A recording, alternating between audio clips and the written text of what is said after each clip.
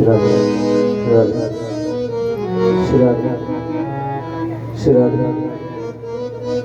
भोले बांके बिहारी लाल की, भागवत भगवान की हो। ओम स्वस्ति श्री गणेशाय नमः। स्वस्ति श्री सरस्वती नमः। स्वस्ति श्री गुरुचरण कमलेभ्यो नमः। ध्येयं सदा परिभवग्नमभीष्टदोहम्। तीर्थास्पदं शिवविरिञ्चिनुतं शरण्यं। हृद्यार्तिहं प्रणतपालभवाब्धिपोतम्। वन्दे महापुरुषते शरणारविन्दम्।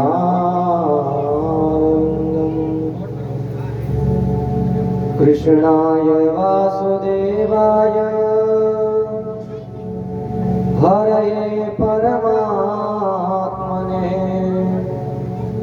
प्रणतः क्लेशनाशाय गोविन्दाय नमो नमः।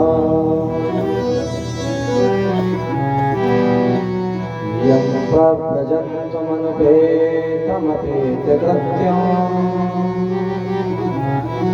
द्वैपायनो विरहकातरयायुहावा। पुत्रेति तन्मयतया तरवोऽभिनेदोस्। तं सर्वभूतहृदयं मुनिमानतोऽस्मि।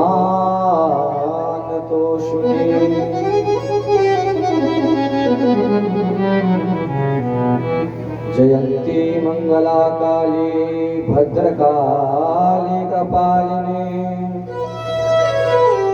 दुर्गा क्षमा शिवा धात्री स्वाहा स्वधा नमोस्तुते।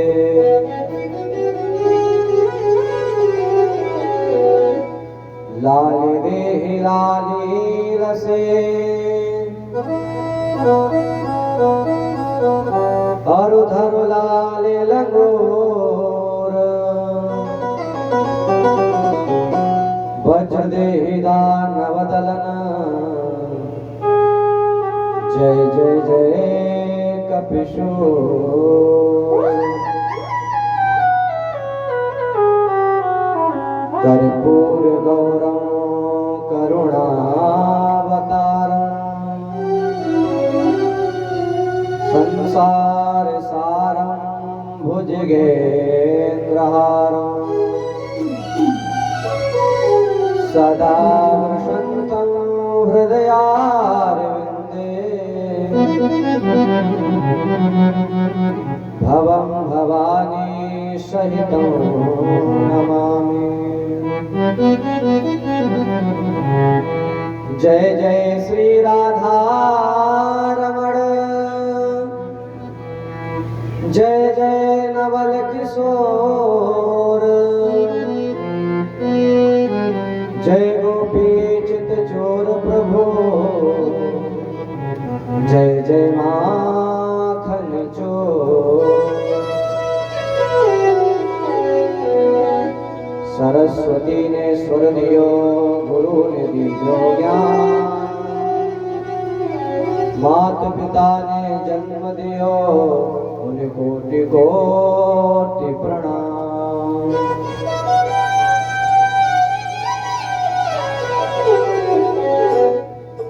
वृंदावन के वृक्ष को मरम न जाने कोई। डाले डाले और पात पात श्री राधा राधा होए।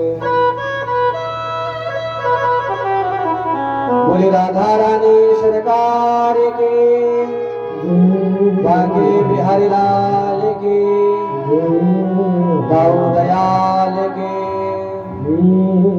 शंकर भगवान की, दुर्गा मैया की, अपने माता पिता गुरु गोविंद की, धर्म की, अधर्म का, प्राणियों में, विश्व का, गौ माता की, भारत माता की, सत्य सनातन धर्म की, आज के आनंद की, जय जय श्री राधे, जय जय श्री राधे, जय जय श्री राधे, हर हर महादेव, बोल भागवत भगवान की जय हो।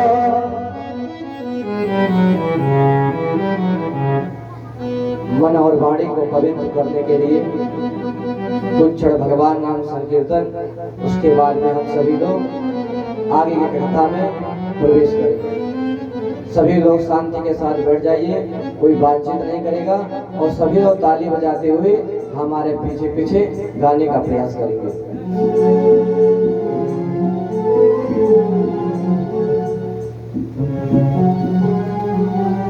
ओ राधा राधा राधा, ओ राधा राधा राधा, ओ राधा राधा राधा, ओ राधा राधा राधा, ओ राधा राधा राधा, ओ राधा राधा राधा, ओ राधा राधा राधा, ओ राधा राधा राधा, ओ राधा राधा राधा, श्री राधा राधा राधा, श्री राधा राधा राधा, श्री राधा राधा राधा, श्री राधा राधा राधा, ओ राधा राधा राधा, ओ राधा राधा राधा, ओ राधा रानी सरकार की।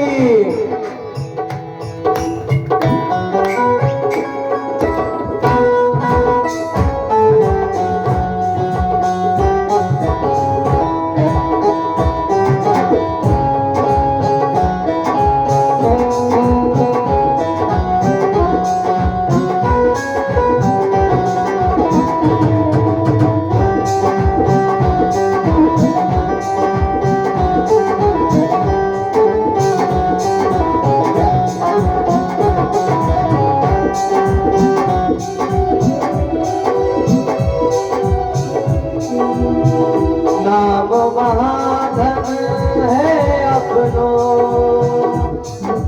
नहीं दूसरी संपत्ति और कमानी,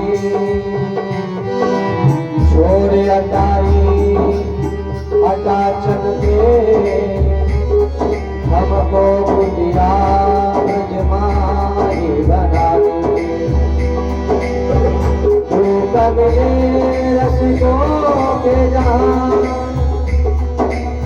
जीवन को यमुना जल पानी, हमें औरत की परवाह नहीं, अपनी ठकुरानी श्री राधिका रानी, अपनी ठकुरानी ओ राधा राधा राधा, ओ राधा राधा राधा,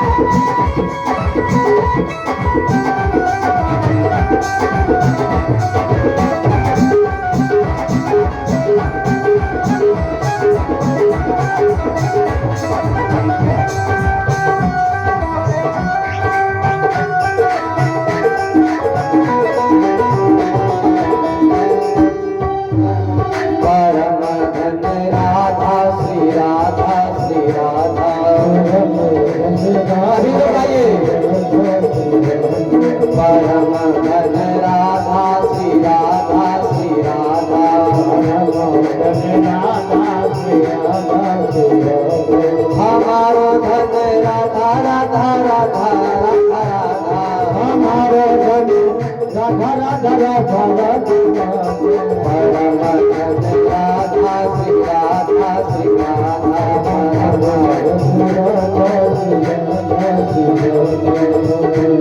बोल किशोरी जी महाराज की।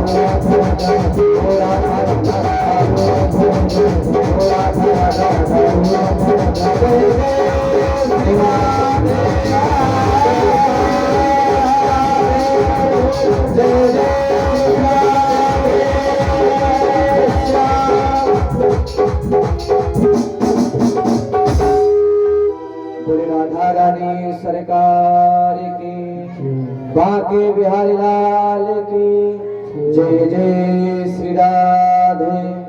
क्या बात है, आज सभी लोग हाथ नहीं उठा रहे हो? भोजन पाके नहीं आए क्या? कौन कौन भोजन पाके नहीं आया है? आज सोमवार व्रत है महाराज। अच्छा, व्रत है कुछ लोगों का। अरे व्रत में तो और शक्ति मिल जाती भगवान का नाम जपने की। तो बांके बिहारी लाल की। हाँ, ऐसे परम मंगलमय अकारण करुणा वरुणालय भक्त वांछा कल्पतरु तड़ंदित विड़ंदित पीतांबर धारी बाल कृष्ण लाल की वांगमयी प्रतिमूर्ति श्रीमद् भागवत महापुराण।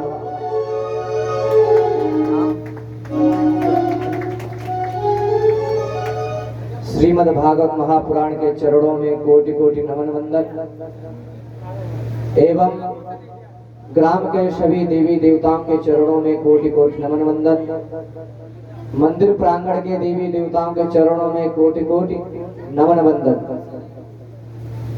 मंच पर विराजमान वेदज्ञ ब्राह्मण जो कि पूरी निष्ठा के साथ जप तप एवं पाठ कर रहे हैं, ऐसे ब्राह्मणों के चरणों में मेरा कोटि कोटि नमन वंदन।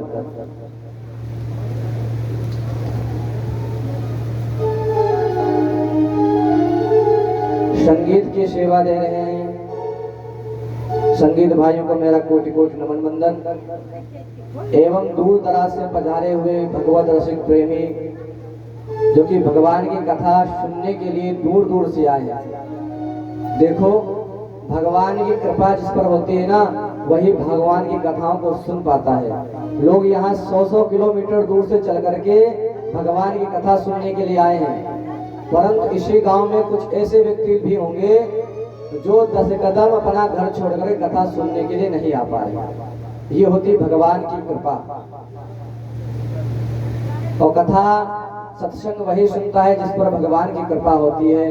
तो जो व्यक्ति इतने दूर दूर से अपना घर काम छोड़ करके कथा सुनने के लिए आए, ऐसे भक्तों के चरणों में मेरा कोटि कोटि नमन वंदन। एवं माताएं बहनें, भक्तिमती माता, ऐसी माताओं बहनों के चरणों में मेरा कोटि कोटि नमन वंदन। बोले बांके बिहारी लाल की। आज विराम दिवस है, सप्तम दिवस की पहली बेला प्रारंभ हो रही है।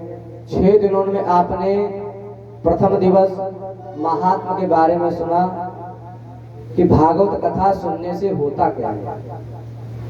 महात्मा का मतलब अर्थ ये होता है कि महिमा के बारे में। महात्मा ने हमने बताया था आप लोगों के किस प्रकार से नारद जी के द्वारा ज्ञान वैरागों को पुष्ट किया गया। उसके बाद धुंधकारी इतना प्रेत आत्मा था जो बचपन से लेकर के पूरे जीवन तक उसने अनेक पाप किए, परंतु भागवत की कथा सुनने से उसकी मुक्ति हो गई। दूसरे दिन की कथा में आपने सुना कि किस प्रकार से परीक्षित का जन्म होता है, महाभारत कैसे होती है, उसके बाद परीक्षित को श्राप कैसे लगा। समीक ऋषि के पुत्र संग्रह ऋषि ने श्राप दे दिया कि आज के 7वें दिन ही तक्षक काटने से तुम्हारी मृत्यु हो जाएगी। दूसरे दिन कथा में आपने ये सुना, और तीसरे दिन कथा में आपने सुना कि सुखदेव जी आते हैं परीक्षित को कथा सुनाने के लिए। कपिल उपाख्यान आपने सुना, और बहुत दिव्य ही शंकर पार्वती का विवाह के बारे में सुना। चौथे दिवस में आपने बहुत सारी कथाएं सुनी, जिसमें नरकों का वर्णन सुना, समुद्र मंथन सुना, ध्रुव जी की कथा सुनी, प्रहलाद जी की कथा सुनी, किस प्रकार से भगवान ने अपने अपने छोटे छोटे भक्तों पर कृपा की। और चौथे दिन कृष्ण कन्हैया लाल का जन्म देखा आपने, किस प्रकार से भगवान का जन्म होता है। और 5वें दिन लीलाओं के बारे में सुना, भगवान ब्रज में रह करके किस प्रकार से लीला किए, और भगवान ने गिरिराज जी को अपने छोटी उंगली पर धारण कर लिया। और कल के दिन तो आप सब लोग जानते हैं, दोपहर की बेला में आपने देखा कि कंस का वध कैसे होता है, और शाम की बेला में, रात्रि की बेला आपने देखा कि भगवान का प्रथम विवाह होता है रुक्मिणी के साथ। बोले रुक्मिणी रमण भगवान की।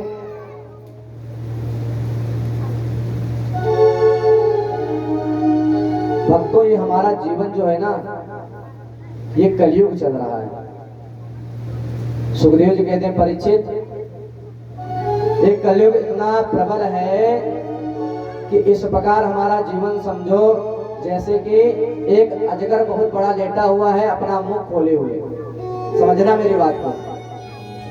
अजगर मुंह खोल के लेटा हुआ है और उसके अंदर हम सभी लोग बैठे हुए हैं। तो हमारा जीवन कब तक सुरक्षित है? जब तक अजगर अपना मुख बंद नहीं कर देता। जैसे अजगर ने अपना मुख बंद किया, सोई हमारे प्राण तन से अलग हो जाएंगे। तो ये कलयुग भी इसी प्रकार से है। काल हमारे आसपास घूमता रहता है। क्षण भंगुर जीवन की कलिका,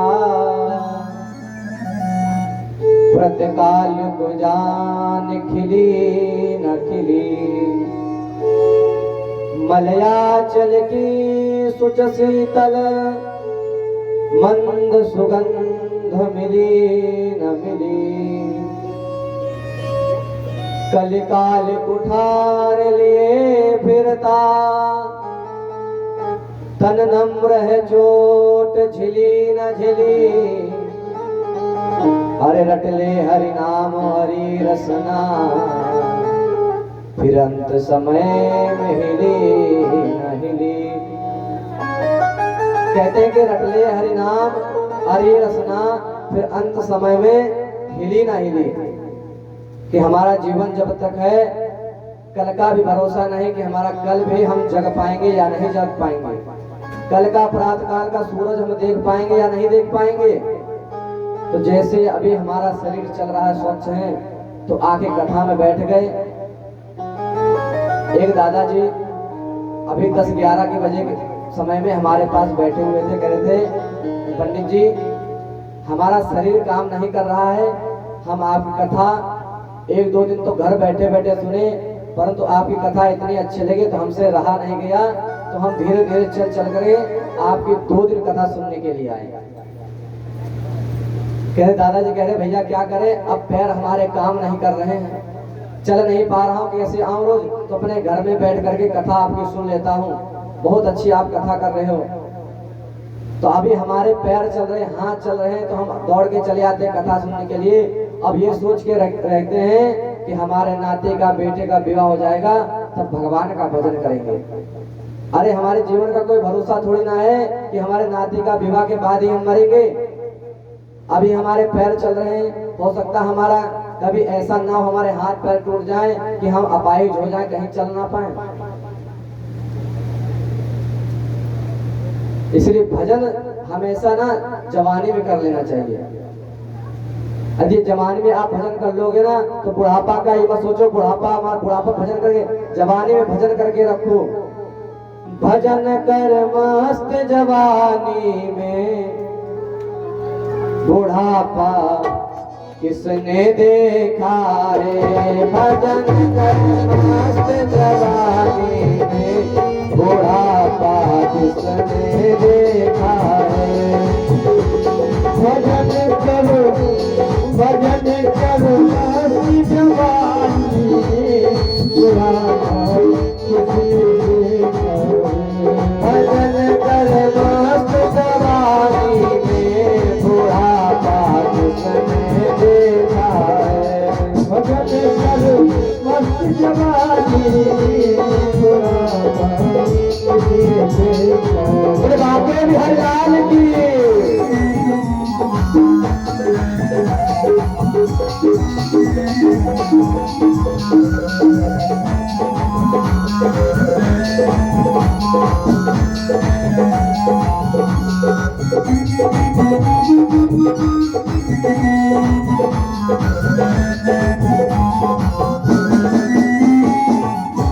अब जब बुढ़ापा आ जाएगा तो क्या होगा,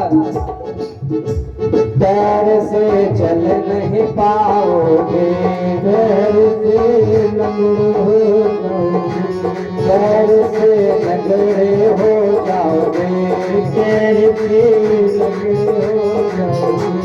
भजन तुम कर नहीं पाओगे, भजन तुम कर नहीं पाओगे, भजन तुम कर नहीं पाओगे, भजन तुम कर नहीं पाओगे। परिक्रमा कर मस्त जवानी में बुढ़ापा किसने देखा है। भजन कर मस्त जवानी में बुढ़ापा किसने देखा है।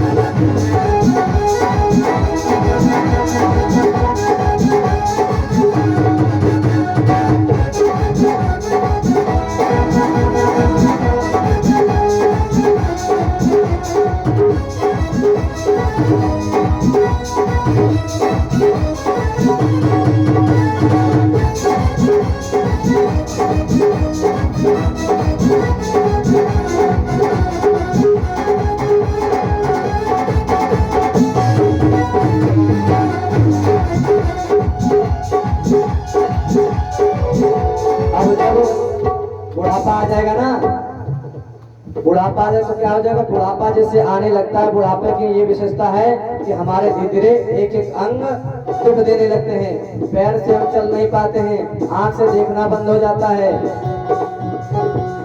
आंख से देख न पाओगे, आंख से देख न पाओगे, आंख से अंधे हो जाओगे, आंख से अंधे हो जाओगे। दर्द तुम कर नहीं पाओगे, दर्द तुम कर नहीं पाओगे, दर्द तुम कर नहीं पाओगे।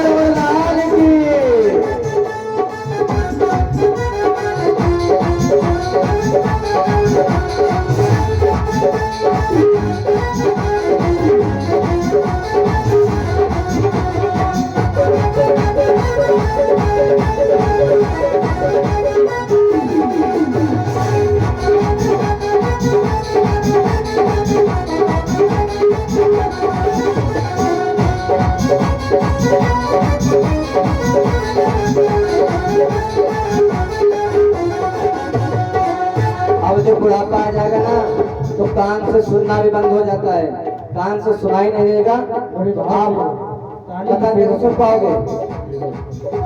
कान से बहरे हो जाओगे, कान से बहरे हो जाओगे, कान से बहरे हो जाओगे, कान से बहरे हो जाओगे, कथा तुम सुन नहीं पाओगे, कथा तुम सुन नहीं पाओगे, कथा तुम सुन नहीं पाओगे, कथा तुम सुन नहीं पाओगे।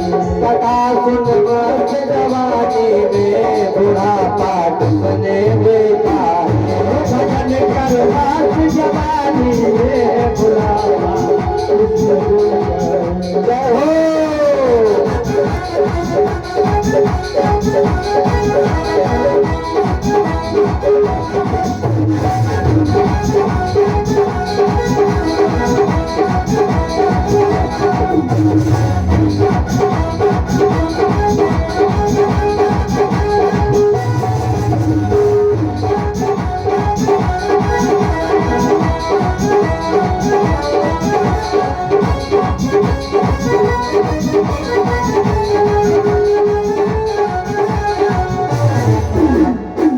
अब क्या होगा,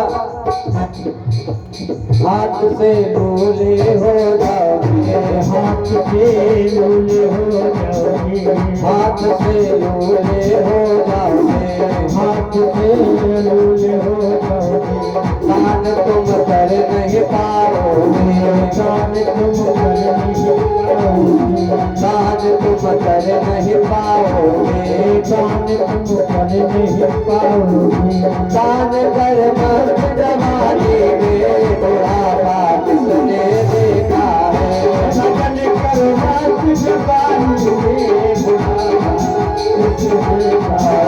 भजन कर मस्त जवानी में बुढ़ापा तुमने देखा है।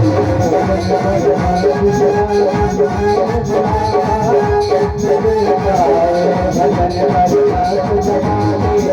बुढ़ापा किसने देखा है, भजन कर मस्त जवानी में बुढ़ापा किसने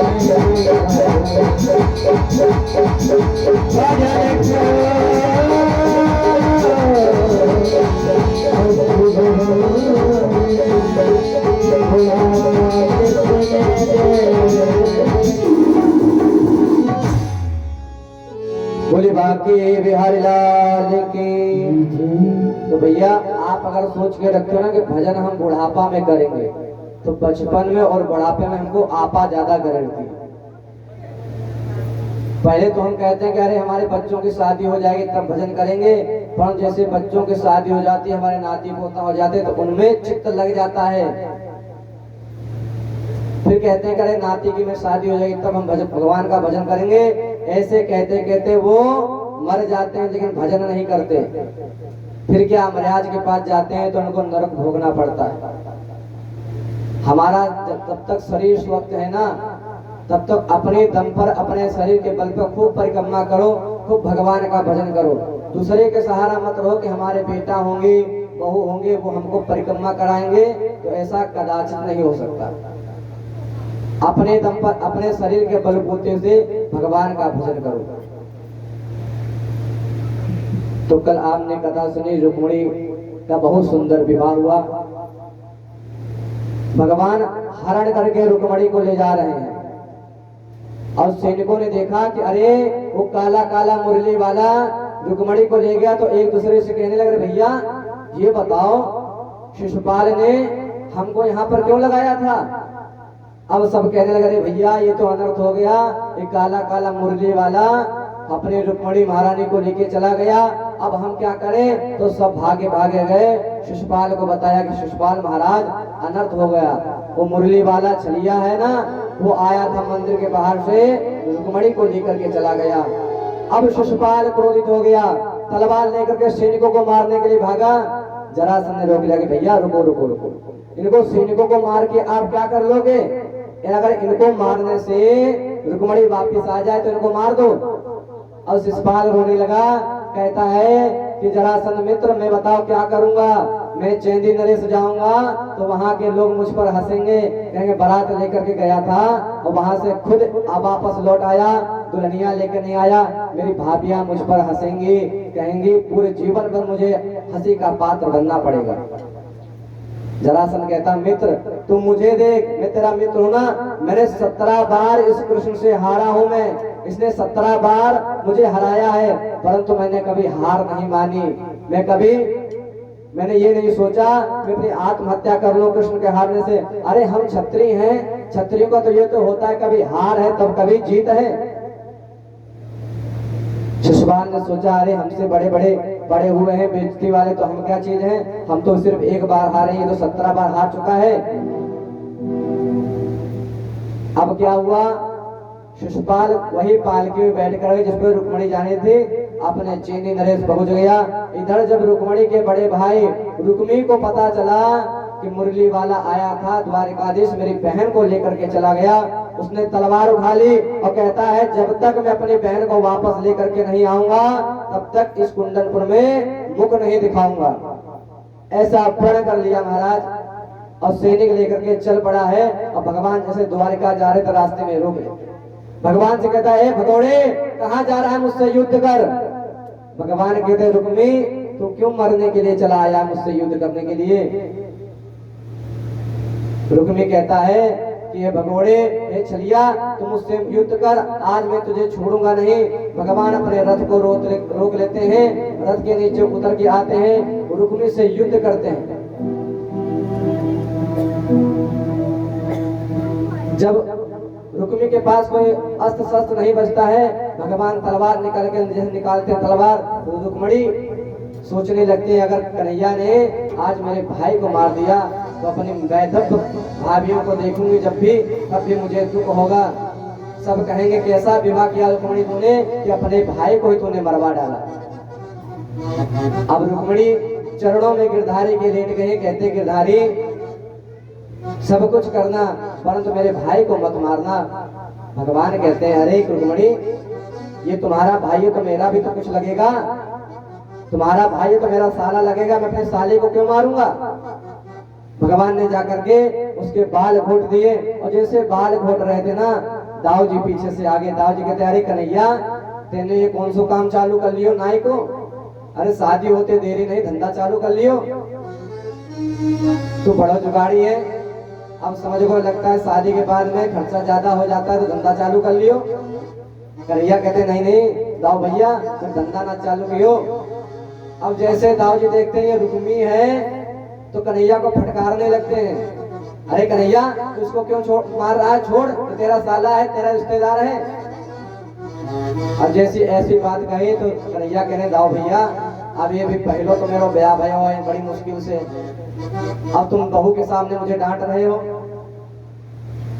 कन्हैया दाऊ भैया चुप हो गए और दाऊ भैया कहते हैं रुक्मी से रुक्मी गलती तुम्हारी है, जब दोनों आपस में प्रेम करते हैं तो फिर तुम बीच में क्यों टांग लड़ा रहे हो, और द्वारिकाधीश से अच्छा तुमको वर कोई नहीं मिलेगा।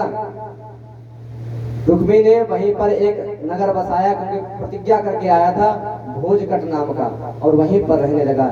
इधर गिरधर गोपाल पहुंच जाते हैं द्वारिकाधीश में, और द्वारिका में जैसे पता चला कि द्वारिकाधीश दुल्हनिया लेकर के आए तो पूरी द्वारिका सज जाती है बढ़िया से, और सभी लोग मंगल गीत गाने लगते हैं, सभी दीपक लेकर के गिरधर गोपाल की आरती के लिए बाहर आ जाते हैं।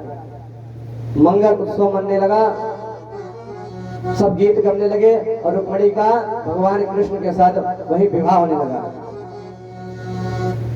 दूल्हा बने हैं सरकार की जोड़ी का जवाब नहीं, दूल्हा बने हैं सरकार की जोड़ी का जवाब नहीं, बने हैं सरकार की जोड़ी का जवाब की जोड़ी का जवाब नहीं, की जोड़ी का जवाब नहीं, की जोड़ी का जवाब नहीं, की जोड़ी का जवाब नहीं, दूल्हा बने हैं सरकार की जोड़ी का जवाब नहीं, दूल्हा बने हैं सरकार का जवाब नहीं। बोल सुखबीर रमण भगवान की।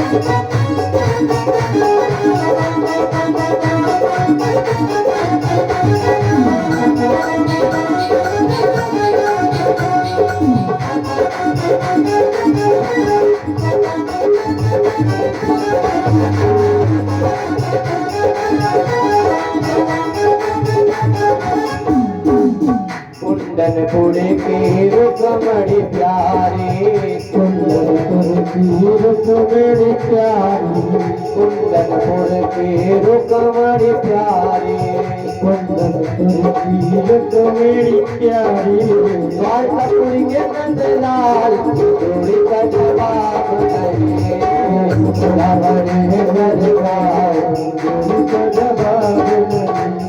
जोड़ी का जवाब नहीं, जोड़ी का जवाब नहीं, जोड़ी का जवाब नहीं, जोड़ी का जवाब नहीं। बने सरकार जोड़ी का जवाब नहीं। बने सरकार जोड़ी का जवाब नहीं। गोरी रमण भगवान की।